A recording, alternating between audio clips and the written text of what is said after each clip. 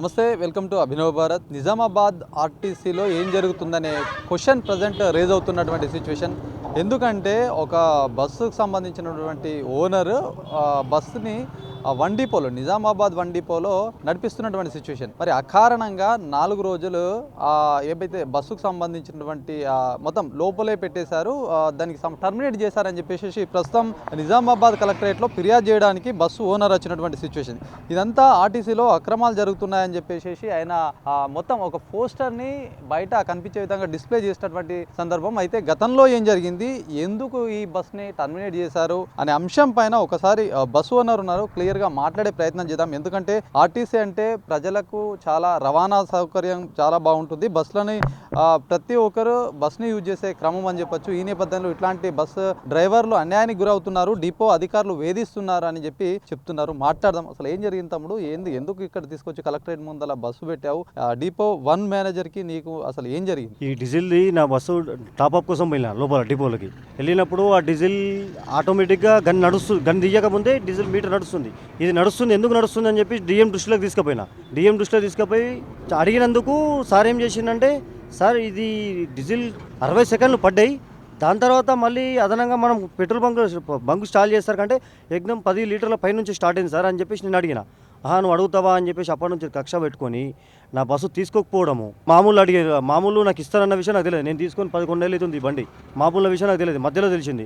ఆ మామూలు నేను ఇయ్యలేనందుకు ఇవన్నీ మనసులో పెట్టుకొని ఇగో ఇలా TA3 సార్కి, సార్ డిపో లోపలికి నేను బస్సు తీసుకొని రిపోర్ట్ చేస్తాను, లోపలికి వెళ్తే నీ బస్సు తీసుకోవద్దు, ఈ బస్సు మీద వేరే డ్రైవర్ని రానియద్దు అని చెప్పి TA3 GS రెడ్డి సార్ నాకు చెప్పడం జరిగింది. ఆ సార్ చెప్పిండు బస్సు తీసుకోవద్దని చెప్పిండు. సరే తీసుకోలేరు, దాదాపు ఎన్ని రోజులు ఆపిరో ఆ మధ్యలో అన్ని రోజులు మొత్తం ఆపేసిండు. అది ఆపిన తర్వాత మధ్యలో మా డ్రైవర్ని ఇచ్చి పంపిస్తే ఆ డ్రైవర్ లైసెన్స్ గుంజుకొని సెక్యూరిటీ గార్డ్ దురుసుగా ప్రవర్తించి మమ్మల్ని ఇష్టానుసారంగా తిట్టి, అది MD గారికి నేను కంప్లీట్ చేసిన, ED గారికి కూడా కంప్లీట్ చేసిన, ఇక్కడ ఉన్న వాళ్ళు పట్టించుకోకపోతే మా డ్రైవర్ లైసెన్స్ గుంజుకొని ఇబ్బందులు పెట్టి ఈ బస్సుని అక్రమంగా లోపల 5 రోజులు పెట్టుకున్నాడు. అంటే పెట్టదా అట్లా లోపల పెట్టడం ఏందన్నట్టు ఏమైనా బస్సు సంబంధించి ఏమైనా ఇష్యూస్ ఉంటే పెడతారేమో కదా? ఇష్యూస్ ఉన్నా ఏమున్నా అసలు బస్సు పెట్టుకునే రైట్ ఆ సార్కి లేదు. RM గారిని DM గారికి కానీ ఎవరికి లేదు. బస్ స్టాండ్ లోపల పెట్టుకోవచ్చు, అది కూడా పర్మిషన్ తీసుకోవాలి. లేకపోతే దాని మీద కూడా చినాలైన అంటే పెనాల్టీ కూడా వేస్తున్నారు. పోలీసు వాళ్ళు ఫోటోలు కొడుతున్నారు, చినాలు కూడా పడ్డాయి మాకు, అవి కూడా కట్టినాం. అయితే ఇప్పుడు ఏంటంటే ఈ 5 రోజులు ఎందుకు పెట్టుకున్నారు సార్? ఈ 5 రోజులు సార్ ఆపిన టైం మొత్తం బేస్ చేసుకొని నా బండి టర్మినేషన్ చేసిండు. ఆ టర్మినేషన్కి కారణం ఏంటంటే, నా బస్సు వరంగల్ డ్యూటీ చేస్తున్నాను, నేనే డ్యూటీ వరంగల్ పోయి రిటర్న్ వచ్చే దారిలో మేడిపల్లి వద్ద యాక్సిడెంట్ అయింది. టర్నింగ్ మలుపు దగ్గర యాక్సిడెంట్ అయింది. సార్కి నేను యాక్సిడెంట్ అయింది ఇంటిమేషన్ ఇచ్చిన, సార్ మాట్లాడిరు, అయిపోయింది. SR రాసిరు, SRలో కూడా నేను అన్ని సంతకాలు పెట్టిన, వెళ్ళిరు డిపోలో వాళ్ళు సబ్మిట్ చేసుకున్నారు. నాకు దెబ్బలు తగ్గినాయి, నేను హాస్పిటల్ వెళ్ళేసి వచ్చిన. ఇంకోటి ఏంటంటే అక్కడ DM గారు, సార్ నాకు ఈ బస్సు యాక్సిడెంట్ అయింది కదా, ఇన్ని రోజులు నాకు పర్మిషన్ కావాలని చెప్పేసి PPC అని ఉంటుంది. అది నేనేం చేసిన, 16వ డేట్ వరకు మీరు రాసి ఇవ్వండి, తర్వాత ఎక్స్చేంజ్ చేసేయండి అని చెప్పేసి చెప్తే రిపేర్ గురించి వెళ్ళి ఎక్స్చేంజ్ అని చెప్పేసి అన్న 16వ తారీఖు వరకు మాకు టైం ఇచ్చారు కదా. 16వ తారీఖు నాడు 16వ తారీఖు కన్నా ముందు వచ్చి మేము ఇద్దామన్న టైంలో తీసుకోలేరు. ఏది ఇంకా ఎక్స్టెన్షన్ టైం తీసుకోకుండా 17వ తారీఖున టర్మినేషన్ ఇచ్చి లెటర్ ఇచ్చేసాడు. ఎందుకు ఇచ్చారు సార్ అని అడుగుదామన్నా మమ్మల్ని మాట్లాడనిస్తలేడు, ఏం చేయనిస్తలేడు. దీనికి స్టార్టింగ్ ఇంకో ఫస్ట్ ఓనర్ ఉన్నాడు, అతని నుంచి నా దగ్గర సెల్ చేశారు. ఇప్పుడు నేను పోతే నన్ను అసలుకి నువ్వు బండి ఓనర్ కాదని చెప్తాడు, ఏమో ఇష్టానుసారంగా మాట్లాడతాడు, దగ్గరికి రానియరు. నువ్వు పై ఆఫీస్ కలెక్టర్ ఆఫీస్కి ఎందుకు పోయినావు, మేడంకి ఎందుకు చెప్పినావు, నీ బస్ ఎట్లా నడుస్తుంది, నువ్వు ఎవరికైనా కంప్లైంట్ తీసుకో. ఇది రెండోసారి, ఇది రిపీట్. RMకి మన MD గారికి అండ్ ED గారికి కంప్లైంట్ చేసినందుకు అది చాలా రోజుల నుంచి కక్ష పెట్టుకున్నాడు. తర్వాత కలెక్టర్ మేడం దగ్గరికి వచ్చి ఇచ్చినాం కూడా, ఇంకా అసలుకి నువ్వు ఏం చేస్తావు చేసుకో, ఇది ఒక మాట తప్పించి ఇంకేం లేదు. మళ్ళీ కాంటాక్ట్ అయినా ఈ RMకు కావచ్చు, DMకు కావచ్చు, రానివ్వట్లేదు, అసలే రానివ్వట్లేదు, అసలు నా దగ్గర రానివ్వట్లేదు. మన PO మేడం గారు ఫోన్ చేసి డైరెక్ట్ మాట్లాడితే, మేడం గారు కలెక్టర్ మేడం గారు మీకు చెప్పారు కదా మేడం ఎంక్వైరీ తీసుకోమని అంటే, మేము తీసుకోము, అక్కనే చేస్తాం. PO మేడం కూడా అదే మాట చెప్తున్నారు. మేడం మరి ఓనర్ సంబంధించి అంటే ఏదైతే బస్సు కాంట్రాక్ట్ సంబంధించి డిపోలో పెట్టుకుంటావో ఫస్ట్ ఓనర్ అప్పుడు ఎవరు ఉండే, ఎవరు దీన్ని అసలు ఓనర్గా గుర్తించి లోపల పెట్టారు? గంట శిరీష అని చెప్పేసి ఓనర్ అని చెప్పి ఆమె ఆమె త్రూ ద్వారా బండి నడుస్తుంది గంట శిరీష. వాళ్ళు ఏం చేశారంటే మాకు 100 రూపీస్ బాండ్ పేపర్ మీద 9,30,000 నగదు తీసుకొని మంత్లీ 70,000 నేను ఈఎంఐ కట్టుకుంటూ 11 నెలల నుంచి నేను కట్టుకుంటూ వస్తున్నా. అయితే ఇది బాండులో పూర్తి హక్కు నాదే అని చెప్పేసి ఈడీ గారి దగ్గర పోయి రాసిచ్చారు. మళ్ళీ ఎండీ గారి దగ్గర కూడా రాసిచ్చామని చెప్పేసి నాకు వాళ్ళు చెప్పారు. ఎండీ గారికి ఇచ్చింది ఏంది తెలియదు, ఈడీ గారికి అయితే రాసిచ్చారు కరీంనగర్ పోయి. ఎవరు ఈ బండి ఎవరైతే ఓనర్ ఉన్నారో ఆ ఓనర్ రాసిచ్చేశారు. పూర్తి హక్కులు ఆయనకే సార్, మాకేం చేయకండి. మాకు వాళ్ళు కూడా కొద్దిగా ఏజ్డ్ ఉన్నారు, వాళ్ళకు కూడా కొంచెం సిచ్యువేషన్ బాగాలేక వాళ్ళకి కాక మనకు అమ్మేశారు సార్. అంటే ఇప్పుడు పెట్రోల్ సంబంధించి ఏదైతే జంప్ అవుతుంది అని చెప్తున్నారు కదా, అది ఎవరికి సంబంధించి నష్టం? అది మెయిన్గా నాకు నష్టం. ఎట్లా అంటే ఇప్పుడు బండి ఇప్పుడు నాకు ఇచ్చేసారు, కష్టమైన నష్టమైన నేనే భరించాలి. కాబట్టి ఏమవుతుందంటే ఇప్పుడు ఒక లీటర్ పోయినా కానీ నాకు 100 రూపాయలు లాస్ అయినట్టే కదా సార్. అట్లా దాదాపు 10 లీటర్లు 10 లీటర్ పైన ఎగిరిపోయింది. అదే విషయం నేను డిఎం గారు దృష్టి తీసుకుపోయింది. ఒకటి అంటే కేవలం మీ బస్కి ఎట్లా జరిగిందా, ఇంకా ఏదైనా అప్పుడప్పుడు ఏమైనా జరిగిన సంఘటనలు ఉన్నాయి? అంటే గతంలో నేను డ్రైవర్ చేసేటప్పుడు 2015-16 అట్లా ఆ టైంలో డీజిల్ పోస్తున్నారు, కానీ రీడింగ్ నడుస్తుంది, ఇక్కడ డీజిల్ పడతలేదు. ఇటు విషయం నేను ఓనర్కి కంప్లైంట్ చేస్తే ఓనర్ ఏమన్నాడంటే అది వదిలేసేయి, వాళ్ళు చూసుకుంటారు, మళ్ళీ మన బండి నడవనియ్యారని చెప్పి చెప్పారు. అది అప్పుడు దీన్ని అంటే ఎట్లా అర్థం చేసుకోవాలి? అంటే నార్మల్గా చూస్తుంటే వదిలేసే క్రమమా? అంతే. ఏ ఓనర్ అయినా భయపడతారు. ఫస్ట్ మన డిఎం అంటే ఆనంద్ అంటే భయపడతారు. ఎందుకనంటే గత ఇన్ని సంవత్సరాలలో అంటే ఆయన రిటైర్మెంట్ ఇప్పుడు ఇంకో 4 నెలలు ఉందో 5 నెలలు ఉందో సార్ది. ఈ రిటైర్మెంట్ అయ్యేంత లోపల ఈ నిజామాబాద్ పరిధిలోనే డ్యూటీ చేసిండు. అంటే నిజామాబాద్లో మొత్తం అవగాహన చాలా ఉంది సార్కి. ఎట్లా అంటే టోటల్గా ఎక్కడ ఏం జరుగుతుంది, ఎక్కడ కుంభకోణం చేయాలా, ఎక్కడైతే డబ్బులు వస్తాయి, ఎవరితో ఎట్లా మాట్లాడాలా, ఎవరు పోతే డబ్బులు తీసుకొని వస్తారు అనేది బాగా అనుభవం ఉన్న వ్యక్తి అన్నట్టు ఆ డిఎం గారు. ఎట్లా అంటే ఆ డిఎం గారు చాలా ఇంకా ఏ విధంగా తప్పించుకోవాలి, ఏ విధంగా ఉండాలి అనేది ఆయనకు బాగా క్లారిటీ. నెలకు ఎంత కొంత ఇవ్వాలి అని ఎంతమంది అన్నారు, ఏంది అసలు అది ఎందుకు ఇవ్వాల్సి వస్తుంది? అయితే ఈ బస్సు నడుస్తుంది కదా సార్, ఇందులో మామూలుగా ప్రతి నెల 5,000 రూపాయలు ఇస్తారంట. నాకు తెలియదు, వేరే ఓనర్, నేను ఎప్పుడు ఇవ్వలేను. అయితే ఈ గొడవ జరిగిన తర్వాత ఈ 5 రోజులు బస్సు లోపల ఉన్న రోజు మా ఓనర్ గారు నన్ను డైరెక్ట్ అడిగారు, నెలకు మామూలు ఇవ్వాలా, నువ్వు ఇస్తలేవు, ఇవన్నీ పెట్టుకున్నాడు, నువ్వు నాకు చెప్పలేవు అని చెప్పేసి. అంటే మీరు మామూలు ఇవ్వాలని అనుకుంటే నేను బడ్డే కొనుక్కోకుంటుంటాను, ఈ విషయం మాకు చెప్పాలి కదా అని చెప్పి నేను ఓనర్తో నేను డైరెక్ట్ ముఖాముఖి మాట్లాడినా. అంతవరకు అయిపోయింది సార్. నేను నా డబ్బులు ఇవ్వనందుకు ప్లస్ ఈ యాక్సిడెంటు ఈ ఇష్యూ నేను బయట తీసినందుకు ఇవన్నీ మనసులో పెట్టుకొని నా బండి టర్మినేషన్ చేశాను. న్యాయం కావాలనుకుంటున్నావు, కలెక్టర్ గారు ఏం చెప్పారు? కలెక్టర్ గారికి కానీ పిఎస్ పోలీస్ పరిధిలో కానీ నేను ఆల్రెడీ కంప్లైంట్ చేసిన, సిఐ గారు కూడా పట్టించుకోలేరు. ఒక్కటి సార్, నా తప్పుంటే నా మీద కేసు చేసేయమనండి, లేదంటే ఇమీడియట్లీ ఆయన సస్పెండ్ చేయాలి. మేడం ఆర్ఎం మేడంని డిఎంని నా డిమాండ్. ఆర్ఎం గారి దృష్టికి తీసుకెళ్ళినాం. ఇది ఆర్ఎం మేడం అయితే అస్సలు పట్టించుకోదు.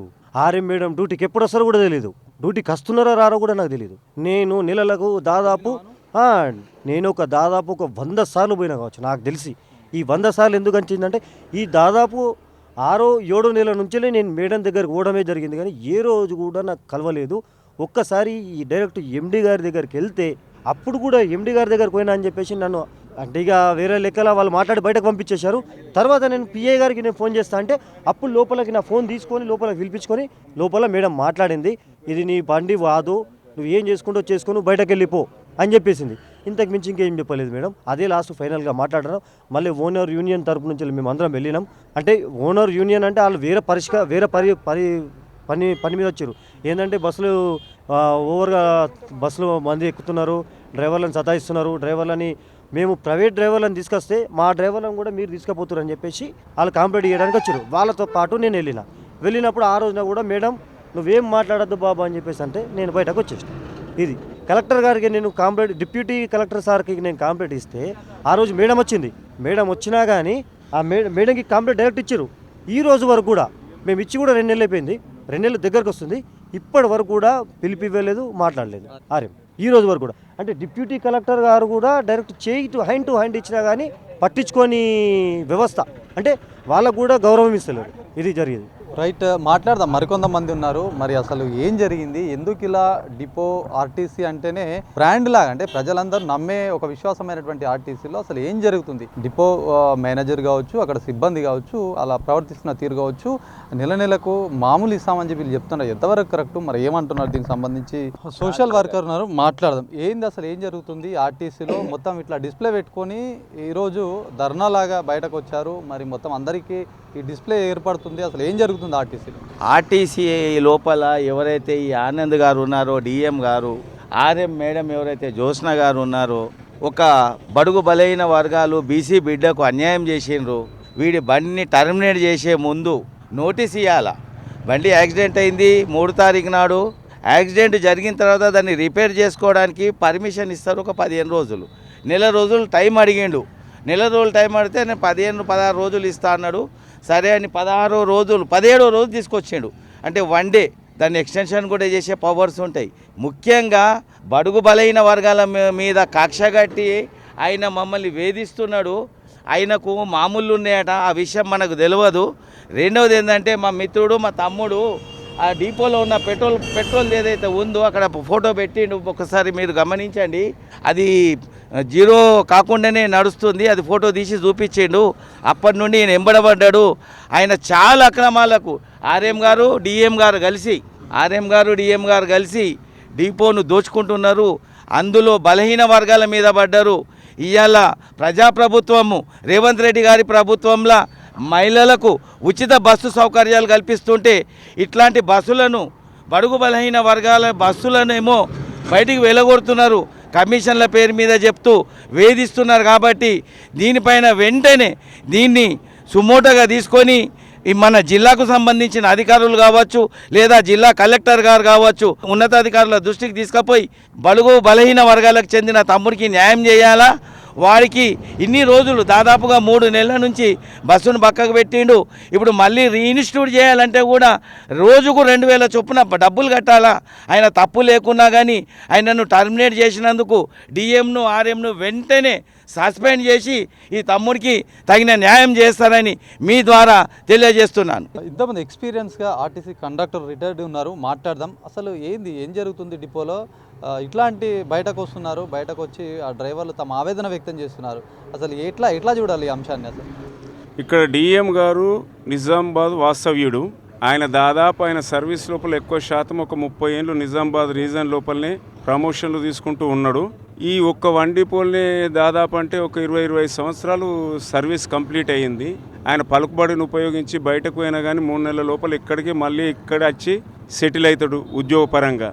ఈయన మొత్తం ఏంటంటే కొందరు కింది స్థాయి అధికారులను గుప్పెట్లో పెట్టుకొని, కొందరు నాయకులను గుప్పెట్లో పెట్టుకొని ఏం చేస్తుందంటే నిజామాబాద్ వన కేంద్రంగా అవినీతి ఆరోపణలతోటి అధికార దుర్వినియోగానికి పాల్పడుతూ ఒక నిజామాబాద్ రీజన్ లోపల షాడో ఆర్ఎంగా వ్యవహరిస్తున్నాడు. పై ఉన్నతాధికారులను కూడా ప్రభావితం చేస్తున్నాడు. కింది స్థాయి అధికారులతో ఫిర్యాదులు లేకున్నా, మామూలు ఫిర్యాదులు వచ్చినా కానీ డ్రైవర్లు కండక్టర్లను అక్రమంగా సస్పెన్షన్ చేయడము, రిమూవ్ చేయడము, ఇంక్రిమెంట్లు తొలగించడము ఈయనకు వెన్నతో పెట్టిన విద్య. ఈయన ఇదే మామూలు మన సందీప్ పాపం ఒక ఆర్టీసీ హైర్ బస్ డ్రైవర్ స్వయంగా ఒక సెకండ్ హ్యాండ్ బస్సును తీసుకున్నాడు, సేల్ చేసుకుని అగ్రిమెంట్ చేసుకున్నాడు. ఈయన ఒక డీజిల్ లోపాలని మరియు ఆయనకి ఇచ్చే మామూలు ఇవ్వనందుకు ఆ బస్సును వేధింపులకు గురి చేయడం జరిగింది. వేధింపులలో భాగంలోనే ఏం చేసిండంటే 5 రోజులు బస్సును డిపోలో పెట్టుకున్నాడు.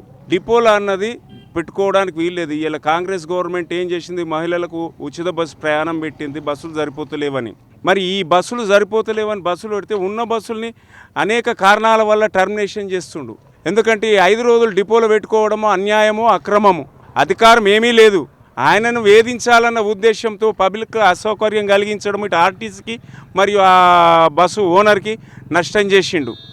దీని మీద ఉన్నత స్థాయి అధికారులకు తెలియజేసినా కానీ ఉన్నతాధికారులని ప్రభావితం చేస్తుండు. ఇది ఒకటే కాదు, మళ్ళీ ఈయన బస్సు నడుపుతాన్ని డిపోకి తీసుకపోతే ఒక TI3 ఏమంటుండంటే డిఎం తీసుకోవద్దన్నాడు నాకు బస్సు అని అంటుండు. ఆ వీడియో కూడా మన సోదరుడు హైర్ బస్ ఓనర్ చూపించడం జరిగింది. బస్సు తీసుకోవడానికి కారణం ఏంది? లెటర్ కూడా ఇవ్వలేదు, నోటీస్ ఇవ్వలేదు. దురదృష్టవశాత్తు ఇదే విధంగా ఓ రోజు జగిత్యాల దగ్గర మేడిపల్లి వద్ద బస్సు యాక్సిడెంట్ అయ్యింది. యాక్సిడెంట్ అయితే డిఎం అనుమతితోటి 16వ తారీఖు వరకు అనుమతి తీసుకొని రిపేర్ చేయించుకొని వచ్చిండు. 10వ తారీఖు నాడు వితౌట్ నోటీస్ వితౌట్ ఇన్ఫర్మేషన్ బస్సును టర్మినేట్ చేసిండు. దాదాపు 3 నెలలు అవుతుంది. ఉన్నతాధికారులను కూడా ప్రభావితం చేస్తూ తీసుకోకుండా వేధింపులకు పాల్పడుతున్నాడు. ఒక నిజామాబాద్ లోపల నియంతగా వ్యవహరిస్తున్నాడు. అక్రమ సస్పెండ్లు, రిమూవ్లు, ఇటువంటి ఎయిర్ బస్ వాళ్ళను వేధించడము ఈయన యొక్క నైజం. కాబట్టి ఈయన పైన తక్షణమే విధుల నుంచి తొలగించి దీనిపైన పూర్తి స్థాయి దర్యాప్తు జరిపించి అందరికీ న్యాయం చేయాలని కోరుతున్నాను. ఇట్లాంటి ఘటనలు ఇంతకుముందు ఎప్పుడైనా జరిగింది ఇన్ని సంవత్సరాలు? అంటే ఏదైనా ఒక ఉద్యోగి కావచ్చు, అధికారి కావచ్చు, కొన్నేళ్ళ వరకు ఆ పరిమితంగా అక్కడ ఉండాల్సి వస్తుంది. మరి ఇక్కడ నుంచి 25 ఏళ్ళగా ఇక్కడే ఉంటున్నాడు అంటే ఏంది అసలు? ఇంకా నెల మామూలు సంబంధించి కూడా మాట్లాడుతున్నారు. ఏంది ఇది? మామూలు అందరు ఇచ్చే అంశమా ఎట్లా? అందరూ అని కాదు, కానీ ఆర్టిస్టులు అందరినీ మనం అనలేము. ఈయన ప్రవృత్తి అట్లుంది. అంటే అందరూ ఇవ్వాల్సి వస్తుందా? ఈ డ్రైవర్లు కావచ్చు, ఈ ఓనర్లు కావచ్చు, ఇంకా కొంతమంది ఉద్యోగులు కావచ్చు ఇస్తారా? అంటే ఇస్తారు అన్న సందీప్ ద్వారా కొంతవరకు తెలిసింది.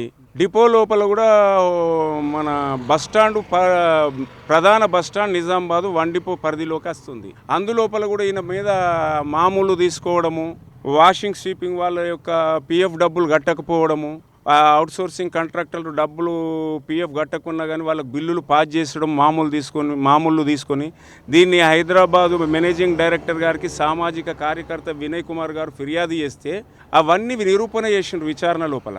కేవలం మా మధ్యలో ఉన్నటువంటి అవుట్సోర్సింగ్ క్యాండిడేటు ఆయన కాంట్రాక్టరు ఆర్టీసీ లోపల ఒక జూనియర్ అసిస్టెంట్ ఆయన సస్పెండ్ చేసి చేతులు దులుపుకున్నారు. కానీ ఈయనతో క్విడ్ అండ్ ప్రో పాల్పడి ఆనంద్ మీద మాత్రం ఎటువంటి చర్యలు తీసుకోలేదు. ఎందుకంటే ఆ మామూలు అన్న ఎవరికి వస్తున్నాయంటే ఆ ఫలానా వ్యక్తి ద్వారా ఈయనకి వస్తున్నాయి. ఈయన మీద చర్యలు తీసుకోలేదంటే విచారణ అధికారులని కూడా ప్రభావిస్తుండు. ఇదే 2024 లోపల కూడా మళ్ళీ ఒక జూనియర్ అసిస్టెంట్ సస్పెండ్ చేసిండు. ఈయన పైన ఎటువంటి చర్యలు ఎందుకు తీసుకోలేదని ఫిర్యాదు చేస్తే ఆ ఫిర్యాదుకు సంబంధించిన అధికారులు ఎంక్వైరీ అధికారులను ప్రభావితం చేసి ఇప్పటికీ విచారణ జరగలేదు. మొన్న మేనేజింగ్ డైరెక్టర్ మళ్ళీ ఫిర్యాదు పెడితే దాని మీద ఎంక్వైరీ పెడతామని ఇప్పుడు తొందరగా విచారణకు వచ్చింది. అది 15 రోజులు యాక్సిడెంట్ తర్వాత ఆ బస్సు కొన్ని రోజులు అది రిపేర్ సంబంధించి గడువు ఉంటుంది. అంటే ఈ నిర్ణీత గడువు దాటిందని చెప్పేసి ఆ బస్ని ఇట్లా పక్కన పెట్టాడు అనుకోవచ్చా? లేకపోతే ఈయన ఏదైతే అందరికి ఇచ్చే విధంగా ఈయన ఇవ్వట్లేదు, కరెక్ట్గా లోపాలను ఎత్తి చూపిస్తుందని చెప్పేసి ఇదంతా చేస్తారు? ఏది ఏమైనా యాక్సిడెంట్ అయిన తర్వాత బస్సు రిపేర్ కోసము కొంత అనుమతి గడువు అయితే ఇచ్చిండ్రు. ఆ అనుమతి గడువు లోపల రాకుంటే దానికి ఎక్స్టెన్షన్ చేసే అధికారం కూడా ఉంటుంది డిఎంకు. అటువంటి ఎక్స్టెన్షన్ చేయలేదు. ఆ 17 తారీఖు నాడు అంటే 16 తారీఖు వరకు గడువు ఇచ్చి 17 నాడు టర్మినేషన్ చేసిండంటే దీన్ని మీరే ఊహించుకోవాలి. ఇందులోపల ఎంత అవినీతి జరిగిందన్నది నా మాటల్లో చెప్పాల్సిన అవసరం లేదు.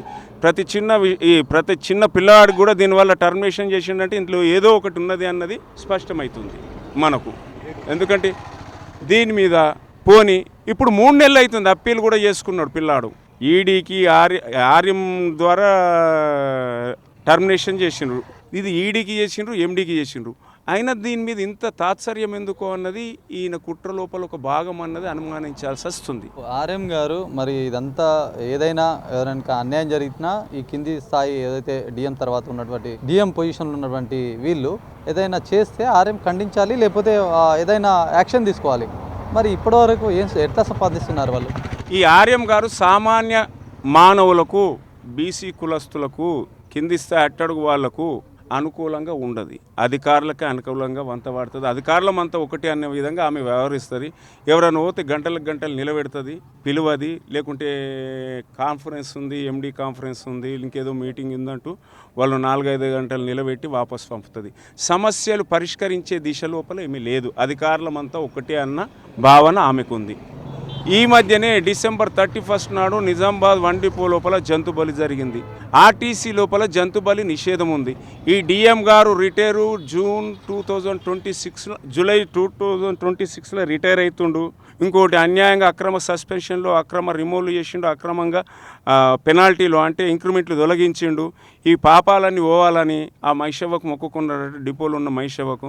మళ్ళీ అట్లనే త్వరలోపల రీజనల్ మేనేజర్గా ప్రమోషన్ వస్తుంది. ఆ ప్రమోషన్ కూడా రావాలి మొక్కుబాటులో భాగంగా. డిపో లోపల మేకను కోసి అందరికీ దావత్ చేయాలా, విందు ఏర్పాటు చేయాలన్న ఉద్దేశంతో రాత్రి 3 గంటల సమయం లోపల మేకను కోసిండు నిబంధనలకు విరుద్ధంగా. దీన్ని నేను స్వయంగానే డిపోలకు వెళ్ళి 3:30 గంటల రాత్రి దాన్ని వీడియో తీసి అధికారులకు తెలియజేసినాము. అధికారులైనటువంటి జిల్లా స్థాయి అధికారి రీజనల్ మేనేజర్ గారు దీన్ని ఆయనకు ఎటువంటి చర్యలు తీసుకోకపోక ఆయనను ఎస్కేప్ చేసే ప్రయత్నం చేస్తుందన్నది ఆర్టీసీ కార్మికుల లోపల అనుమానాలు వ్యక్తమవుతున్నాయి. దీన్ని ఆయనకు ఎటువంటి చర్యలు తీసుకోకుండా ఆమెని ప్రధాన కారణం అనేది ధృవీకరణ జరుగుతుంది. ఆయన దృష్టికి రాలేదు, ఇదంతా ఓన్లీ కింది స్థాయి ఉద్యోగులు చేసుకున్నారని చెప్పేసి అప్పట్లో నడిచింది ఈ వ్యవహారం. కింది స్థాయి ఉద్యోగులైనా కానీ అక్కడ డిపోలో జరుగుతుంది అని అంటే డిఎం అనుమతి ఉంటుంది. అక్కడ సెక్యూరిటీ క్యాండిడేట్ స్వయంగా ఉండి కోపిచ్చిండు, ఆ వీడియో కూడా ఉంది. పోనీ సరే సెక్యూరిటీ వాళ్ళు చూసి కొయ్యంగా చూసినప్పుడు ఎట్లా ఊరుకుంటారు? పై అధికారులకు ఫిర్యాదు చేయాలి కదా. అంటే డిఎం అనుమతి ఉన్నట్టే కదా, డిఎం ఇచ్చి కోపిచ్చినట్టే కదా దీని అర్థము. సెక్యూరిటీ వాళ్ళు అన్నది ఏంది, స్వతంత్రంగా వ్యవహరించాలా.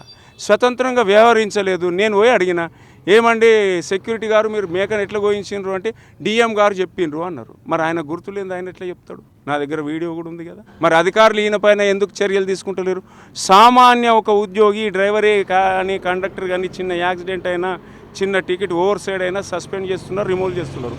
మరి ఇంత పెద్ద సంఘటనలు ఇన్ని జరుగుతున్నా కానీ నిజామాబాద్ లోపల ఎటువంటి చర్యలు తీసుకోపోకపోగా ఇక్కడ ఉన్న ప్రభుత్వాన్ని బదనాం చేస్తున్నారు. ప్రభుత్వం ఇది ఎందుకంటే ప్రభుత్వానికి ఏంది కదంటే వేధింపులు ఎక్కువయ్యాయి అన్నది కార్మిక లోకానికి అర్థమవుతుంది. ఎలక్ట్రిక్ బస్సులు వచ్చిన నుంచి మరి ఇట్లా ఇలాంటి బస్సుల మీద ఏమైనా ఎఫెక్ట్ పడుతుంది? సౌకర్యాలు ఏర్పడ్డాయి.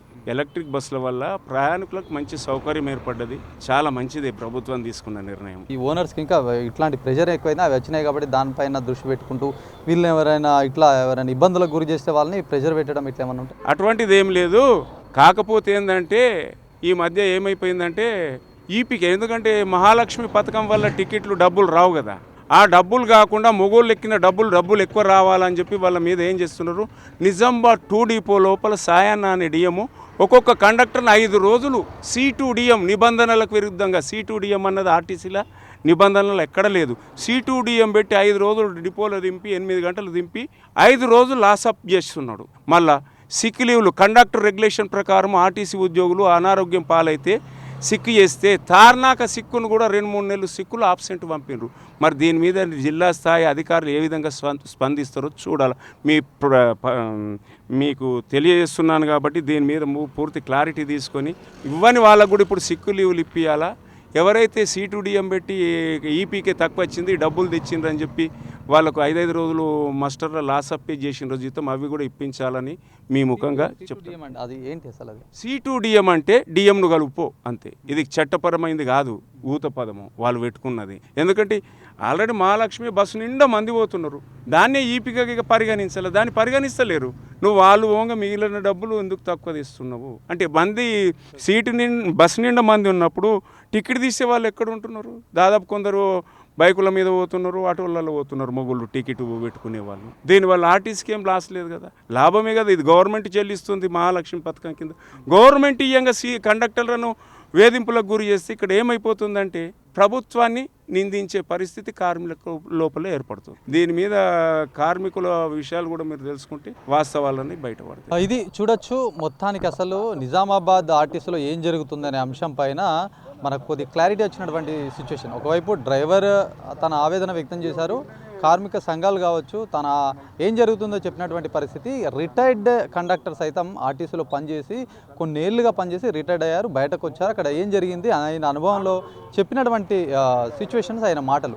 చాలా రోజులుగా అక్కడ ఉన్నటువంటి ఏదైతే ఇవి డ్రైవర్లందరూ ఏదైతే కాంట్రాక్ట్ బేసిక్లో తమ ప్రైవేట్ బస్సుల్ని ఆర్టీసీలో ఇన్వాల్వ్ చేస్తారు, నడిపిస్తారు. ఈ నేపథ్యంలో జరిగినటువంటి ఒక ఘటన, ఆ రోజు ఆర్టీసీ సంబంధించినటువంటి పెట్రోల్ బంకులో రీడింగ్ 0 రీడింగ్ కావాల్సింది ఒకేసారి కొన్ని లీటర్లకు చూపెట్టడం, 0 ఒకేసారి ప్రెస్ చేయగానే కొన్ని లీటర్లు మొత్తం పడేసినట్టుగా, అంటే డీజిల్ పడిపోయినట్టుగా చూపించడం. ఇది ఆయన డ్రైవర్ ఎవరైతే ఉన్నారో సందీప్, ఆయన వీడియో తీసి మొత్తం సర్క్యులేట్ చేశాడు. అంటే పై అధికారులకు చూపెట్టడం కావచ్చు, ఇతరులకు చూపెట్టడం. ఇదంతా అప్పటి నుంచే తన పైన కక్ష కట్టారు. డిపో 1 డిఎం అని చెప్పేసి తను చెప్పినటువంటి అంశం. మరి ఇన్నేళ్ళుగా ఒక డిఎం ఒకటే పరిధిలో పనిచేయడము, అసలు దీని వెనుక ఏం జరుగుతుందనేది 1,00,000 క్వశ్చన్స్ అయితే రేజ్ అవుతున్నాయి. మరి దీనిపైన ఆర్ఎం చర్య తీసుకోవాలి. మరి చూసి చూడనట్టుగా వ్యవహరించడం ఇదంతా ఏందని చెప్పేసి నిజామాబాద్ జిల్లా వ్యాప్తంగా ప్రస్తుతం వైరల్ అవుతున్నటువంటి విషయం. అదేవిధంగా డిసెంబర్ 31 జరిగినటువంటి జంతు బలిలో మొత్తం ఆ రోజు నిజామాబాద్ డిపో మొత్తం రాష్ట్ర వ్యాప్తంగా చర్చనీయాంశమైంది. ఎందుకంటే ఆ నిబంధనలకు వ్యతిరేకంగా ఒక జంతు బలి అనేది ఆర్టీసీ ప్రిమిసెస్లో చేయొద్దు, అలాంటిది అక్కడ జరగడము, దాన్ని కింది స్థాయి సిబ్బంది పైన నెట్టేయడము, అక్కడ ఉన్నటువంటి డిఎం పర్యవేక్షణ జరిగినప్పటికీ తూతుమంత్రంగా కింది స్థాయి వాళ్ళని నెట్టేయడం, ఇదంతా చర్చనీయాంశంగా మారింది. ఇంత జరిగినప్పటికీ డిఎం పైన ఎందుకు చర్యలు తీసుకోవట్లేదు అనేది ప్రస్తుతం ప్రధానంగా చర్చ జరుగుతుంది. దీనిపైన ఉన్నతాధికారులు ఏ విధంగా చర్యలు తీసుకుంటారు, ఎట్లాంటి వేడు పడబోతుందని వేచి చూడాల్సినటువంటి అంశం. కెమెరా పర్సన్ సందీప్తో శ్రీనివాస్, అభినవ్ భారత్, నిజామాబాద్ నుంచి.